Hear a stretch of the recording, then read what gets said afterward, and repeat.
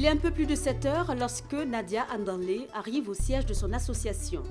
L'association aux couleurs indigo qu'elle fonde en 2007.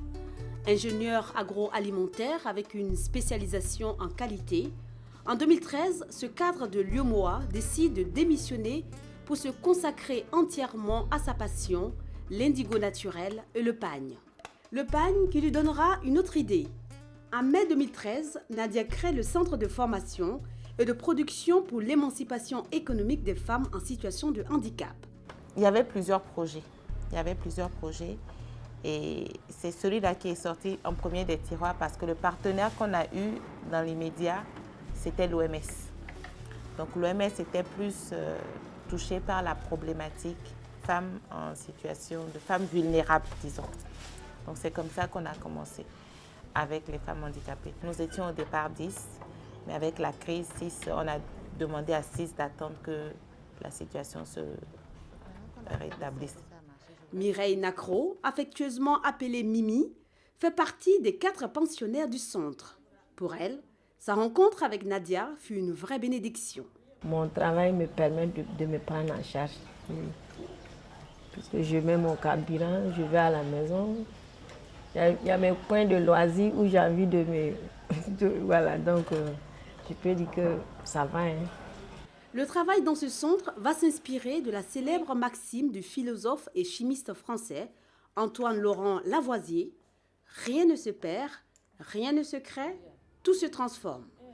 Les femmes, avec Nadia à leur tête, se donnent donc pour mission de recycler les déchets textiles issus des ateliers de couture et de celui de l'association.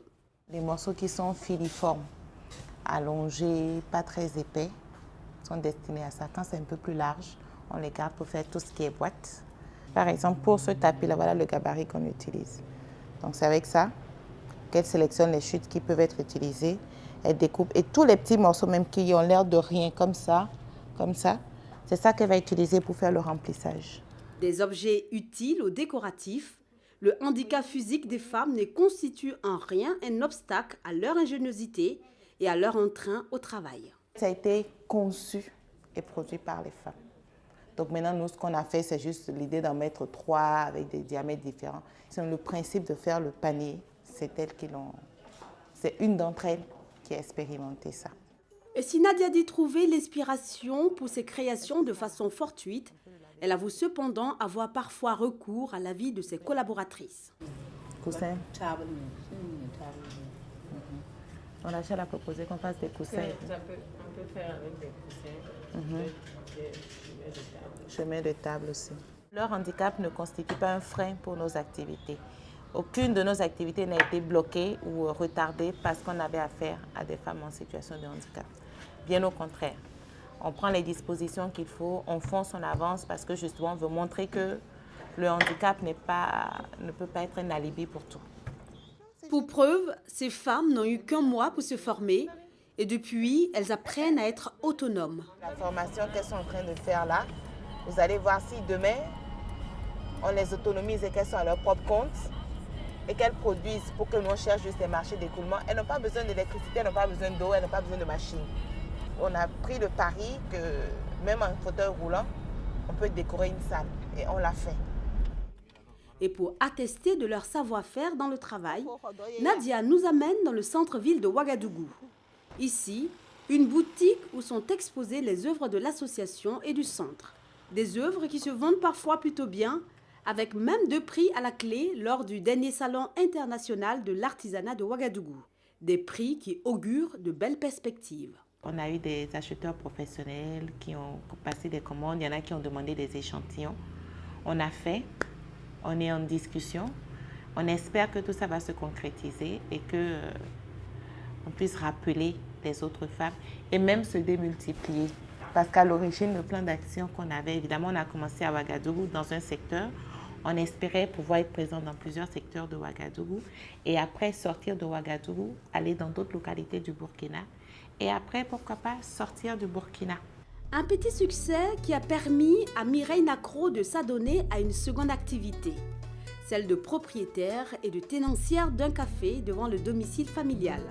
Toute une histoire. L'idée est venue dans la tête Une fois la nuit, je dormais, c'est venu dans ma tête. Et j'ai dit, pourquoi ne pas ouvrir un kiosque pour une autre activité. Donc, je cherchais un coin où emplacer le kiosque. Donc, dans la ville, c'était un peu compliqué pour moi. Il y en a, je vois la place où je peux mettre. Les gens me disent que non, l'endroit est déjà occupé, ils veulent faire quelque chose. Il y en a aussi, quand je parle et pour échanger même, là, en ce moment, je vois que c'est mon handicap qui fait que les gens ne veulent pas m'aborder. Puisque en voyant un handicapé venir vers eux, et ils croient que je venais pour mendier. Mais je n'ai pas laissé tomber l'ouverture de ce kiosque. Donc finalement, j'ai trouvé que je dis pourquoi ne pas amener en famille devant la porte. La persévérance de Mireille finira par payer. Comme elle explique, aujourd'hui, elle est une femme pleinement autonome et indépendante. Avec mon handicap, vraiment, au début, le regard n'était pas ça. Mais après, en fait, d'être au milieu des gens, tout ça là, donc il y a eu un regard positif en fin de compte. Moi-même, je me dépends de moi, je n'attends pas quelqu'un. Quand j'ai besoin de quelque chose, je le fais avec le peu que je gagne. Moi aussi, souvent, je fais des petits cadeaux. Il y a mes soeurs, il y a mes nièces. Donc, des fois, moi aussi, je fais des petits cadeaux aussi. Symboliquement, quoi. C'est pas grand, mais c'est quelque chose, je sais. Ce sourire, Mireille le souhaite à toutes les personnes en situation de handicap. Mais celui-ci ne viendra qu'avec un peu de volonté, du travail et de la persévérance.